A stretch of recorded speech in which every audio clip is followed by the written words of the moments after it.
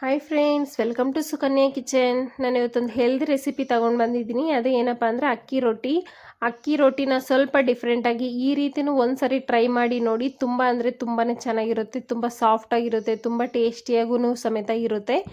ಹೆಲ್ತ್ಗಂತೂ ತುಂಬಾ ಒಳ್ಳೆಯದು. ಒಂದು ಸರಿ ಈ ರೀತಿ ಟ್ರೈ ಮಾಡಿ ನೋಡಿ. ಇದು ಯಾವ ರೀತಿ ಮಾಡೋದಂತ ನೋಡೋಣ ಬನ್ನಿ.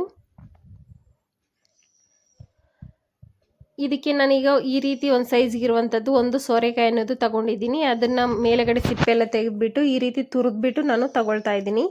ಇವಾಗ ಒಂದು ಅಗಲವಾಗಿರುವಂಥದ್ದೊಂದು ಪಾತ್ರೆ ತಗೊಂಡು ಈ ಕಪ್ಪಲ್ಲಿ 1 ಕಪ್ ಆಗೋಷ್ಟು ಅಕ್ಕಿ ಹಿಟ್ಟು ಅನ್ನೋದು ತಗೊಳ್ತಾ ಇದ್ದೀನಿ. ಇಲ್ಲಿ ಈರುಳ್ಳಿ, ಗ್ರೀನ್ ಚಿಲ್ಲಿ, ಕೊತ್ತಂಬರಿ, ಕರಿಬೇವು ಇದನ್ನೆಲ್ಲ ತುಂಬ ಅಂದರೆ ತುಂಬ ಚಿಕ್ಕದಾಗಿ ಕಟ್ ಮಾಡಿ ತಗೊಳ್ಬೇಕಾಗುತ್ತೆ. ಅದನ್ನೆಲ್ಲನೂ ಸಮೇತ ಸೇರಿಸ್ಕೊಳ್ತಾ ಇದ್ದೀನಿ.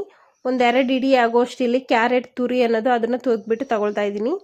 ಮುಂಚೆನೇ ನಾವು ಸೋರೆಕಾಯಿ ತುರಿದ್ಬಿಟ್ಟು ಇಟ್ಕೊಂಡಿದ್ವಲ್ಲ ಅದನ್ನು ಸಮೇತ ಹಾಕ್ಕೊಳ್ತಾ ಇದ್ದೀನಿ. 1 ಟೀ ಸ್ಪೂನ್ ಆಗೋಷ್ಟು ಜೀರಿಗೆ, ಅದನ್ನು ಸ್ವಲ್ಪ ಈ ರೀತಿ ಕ್ರಷ್ ಮಾಡಿಬಿಟ್ಟು ಹಾಕ್ಕೊಳ್ತಾ ಇದ್ದೀನಿ. ಸಾಲ್ಟು 1 ಟೀ ಸ್ಪೂನ್ ಆಗೋಷ್ಟು ಅದನ್ನು ಹಾಕ್ಕೊಳ್ತಾ ಇದ್ದೀನಿ. ಇದೆಲ್ಲ ಹಾಕ್ಕೊಂಡು ಒಂದ್ಸರಿ ಚೆನ್ನಾಗಿ ಮಿಕ್ಸ್ ಮಾಡ್ಕೊಳ್ಳೋಣ. ನಾನು ಇಲ್ಲಿ ನೀರೇನು ಆ್ಯಡ್ ಮಾಡ್ಕೊಳ್ತಾ ಇಲ್ಲ. ಫಸ್ಟ್ ಇದರಲ್ಲಿರುವಂಥ ನೀರೆಲ್ಲ ಫಸ್ಟ್ ನಾವು ಮಿಕ್ಸ್ ಮಾಡ್ಕೋಬೇಕು. ಆಮೇಲೆ ಸ್ವಲ್ಪ ಎಣ್ಣೆ, 1-2 ಟೀ ಸ್ಪೂನ್ ಆಗೋಷ್ಟು ಎಣ್ಣೆ ಹಾಕ್ಕೊಂಡು ಅದನ್ನು ಸಮೇತ ಮಿಕ್ಸ್ ಮಾಡ್ಕೋಬೇಕು. ಆಮೇಲೆ ಸ್ವಲ್ಪ ನೀರು ಹಾಕ್ಕೊಂಡು ಈ ರೀತಿ ನಾವು ಮಿಕ್ಸ್ ಮಾಡ್ಕೋಬೇಕು. ನಮಗೆ ಕನ್ಸಿಸ್ಟೆನ್ಸಿ ಅನ್ನೋದು ಈ ಕನ್ಸಿಸ್ಟೆನ್ಸಿಗೆ ಇರಬೇಕು. ನೋಡ್ತಿದ್ರಲ್ಲ, ಈ ರೀತಿ ನಾವು ಸ್ವಲ್ಪ ನೀರು ಹಾಕ್ಕೊಂಡು ಚೆನ್ನಾಗಿ ಮಿಕ್ಸ್ ಮಾಡಿ ಇಟ್ಕೊಳ್ಬೇಕಾಗುತ್ತೆ. ಇವಾಗ ನಾನಿಲ್ಲಿ ಒಂದು ಬಟರ್ ಪೇಪರ್ ಅನ್ನೋದು ತಗೊಂಡಿದ್ದೀನಿ. ಅದಕ್ಕೆ ಸ್ವಲ್ಪ ಎಣ್ಣೆ ಹಾಕ್ಕೊಂಡು ಎಣ್ಣೆ ಎಲ್ಲ ನೀಟಾಗಿ ಸ್ಪ್ರೆಡ್ ಮಾಡ್ಕೊಳ್ತೀನಿ. ಒಂದು ಸ್ವಲ್ಪ ಸ್ಪ್ರೆಡ್ ಮಾಡಿಕೊಂಡು ನಾವು ಕೈಗೂ ಸಮೇತ ಎಣ್ಣೆ ಅನ್ನೋದು ಅಪ್ಲೈ ಮಾಡ್ಕೊಳ್ಬೇಕು. ಆಮೇಲೆ ನಾನು ಹಿಟ್ಟು ಅನ್ನೋದು ಸ್ವಲ್ಪ ಹಿಟ್ಟು ತಗೊಂಡು ಈ ರೀತಿ ನಾನು ತಟ್ಕೊಳ್ತೀನಿ. ಸೇಮ್ ನಾವು ಒಬ್ಬಟ್ಟಿಗೆ ಯಾವ ರೀತಿ ತಟ್ಕೊಳ್ತೀವೋ ಅದೇ ರೀತಿಯೇ ತಟ್ಕೊಳ್ಳಿ. ಈ ರೀತಿ ನೋಡ್ತಿದ್ರಲ್ಲ, ದಪ್ಪದಾಗಿ ತಟ್ಕೊಳ್ಬೇಡಿ, ತೆಳುವಾಗಿಯೇ ಇರಬೇಕು. ಯಾಕಪ್ಪ ಅಂದರೆ ನಾವೇನು ಡೈರೆಕ್ಟಾಗಿ ಹಾಕ್ತೀವಲ್ಲ ಹಂಚಿಗೆ, ಅದರಿಂದ ತೆಳುವಾಗಿಯೇ ತಟ್ಕೊಳ್ಳಿ. ಆವಾಗ ನಮಗೆ ಒಳಗಡೆನೂ ಎಲ್ಲ ಚೆನ್ನಾಗಿ ಬೆಂದ್ಬಿಟ್ಟು ತುಂಬ ಟೇಸ್ಟಿಯಾಗಿರುತ್ತೆ ಈ ರೋಟಿ ಅನ್ನೋದು.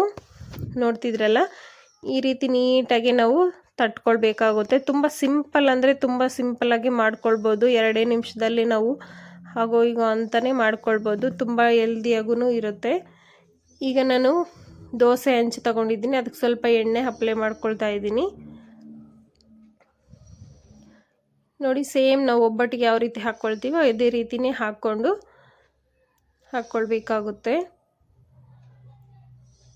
ನೋಡ್ತಿದ್ರಲ್ಲ, ತುಂಬ ಮೀಡಿಯಮ್ ಉರಿಯಲ್ಲಿ ಇಟ್ಕೊಂಡು ಇದನ್ನು ಬೇಯಿಸ್ಕೊಳ್ಬೇಕಾಗುತ್ತೆ. ಮೇಲ್ಗಡೆಯಿಂದ ಸ್ವಲ್ಪ ಎಣ್ಣೆ ಹಾಕ್ಕೊಂಡು 2 ಕಡೆಗೂ ಬೇಯಿಸ್ಕೊಳ್ಳಿ.